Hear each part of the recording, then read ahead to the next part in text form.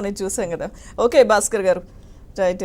విజేంద్ర గారు, ముహూర్తాలకు సంబంధించి మాట్లాడినప్పుడు నిశ్చితార్థానికి కూడా ముహూర్తం అనేది చూసుకోవాలి. సో వాళ్ళు పెట్టిన ముహూర్తం కరెక్ట్ కాదు, ఎలా పెట్టించారో నాకు తెలియదు. వాళ్ళు న్యూమరాలజీ ఫాలో అయినట్టున్నారు.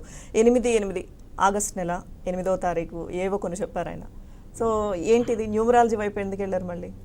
నాకు తెలిసి నాగార్జున గారి ఫ్యామిలీలో, అక్కినేని గారి ఫ్యామిలీ నమ్మకాలు పెద్ద లేవండి. సో వాళ్ళంత సీరియస్గా తీసుకుని ముహూర్తాలు పెట్టించుకుంటారు నేనైతే అనుకోవట్లేదు. సమ్ బేసిక్ ఇన్ఫర్మేషన్ ఏదో తీసుకుని పెట్టుకుని ఉండొచ్చు. ఒకటి, భాస్కర్ గారు చెప్పినట్టు ఏంటంటే ఎంగేజ్మెంట్కి జస్ట్ ఒక ఈవెంట్లా చేసుకోవడమే తప్ప దానికి అంత సిగ్నిఫికెన్స్ ఏమీ లేదు. ముహూర్తం అనేది మ్యారేజ్కి, పెళ్ళికి ఇంపార్టెంట్. ఎప్పుడైతే మంచి ముహూర్తం పెళ్ళికి ఉంటుందో అది సేవింగ్ గ్రేస్ అవుతుంది. ఏమైనా దోషం ఉంటే మంచి ముహూర్తంతో దాన్ని మనం కంట్రోల్ చేయవచ్చు.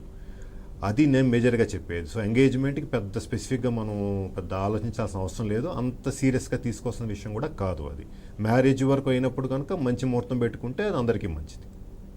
ఓకే, ఇప్పుడు 2027 తర్వాత ఏం జరుగుతుంది చెప్పేశారు? ఆయన చెప్పేశారు. ఆయన మళ్ళీ మనం చెప్పలేము, ఎందుకంటే మనం ఇక్కడ అనాలిసిస్ చేయట్లేదు. వాళ్ళు ఉంటారా విడిపోతారా చేయట్లేదు. కాబట్టి ఏంటంటే అది నేను చెప్పదలుచుకోలేదు. కానీ ఒక్కటి నేనేమంటానంటే, ఏ ఆస్ట్రాలజర్ అయినా ఫస్ట్ ప్రెడిక్షన్ ఇచ్చేటప్పుడు కంప్లీట్ బాడీ డీటెయిల్స్ ఉండాలండి. 5 parameters. First date, month, year, time, place.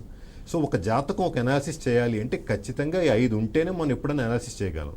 Venu Swamy గారు చేసిన పద్ధతి ఏంటంటే, ఆయన వికీపీడియాలో చూస్తారో లేకపోతే ఆయన తన సోర్సెస్ ద్వారా తెచ్చుకుంటారో తెలియదు, కానీ డేట్, మంత్, ఇయర్ తెచ్చుకుంటారు తప్ప టైం ఆయన ఎప్పుడు చెప్పరు. మీరు ఎప్పుడు అనాలిసిస్ చేసినా ఆయన ఎప్పుడు టైం చెప్పరు. సో నాకు తెలిసి ఆయన దగ్గర టైం అంటూ ఉండదు. సో ఆయన ఏంటంటే జస్ట్ ఒక బేసిక్ పారామీటర్ తీసుకుని వికీపీడియాలోనో లేకపోతే వేరే సోర్సెస్లో తీసుకుని వారి రాశి చూసి, ఆ రాశి నుంచి శని లొకేషన్ చూసి అష్టమశననో అర్ధాష్టమశననో ఒక బేసిక్ పారామీటర్ తీసుకుని జాతకాలు చెప్తున్నారు తప్ప కంప్లీట్ అనాలిసిస్కి అయితే జాతకం చెప్పట్లేదని నాకున్న అంచనా. శోభితా ధూళిపగల గారి జాతకం కూడా చూస్తే నేను యాక్చువల్గా ఆయన ఏంటంటే అంతా రాశారు కానీ లగ్నం రాయలేదు. సో లగ్నం రాయకుండా అసలు అనాలిసిస్ ఎలా చేస్తారనేది నాకు అర్థం కావట్లేదు. ఎందుకంటే అదే రోజు చాలామంది పుడతారు. సో స్పెసిఫిక్ టైంలో పుట్టిన వాళ్ళే జాతకులు అంటాం.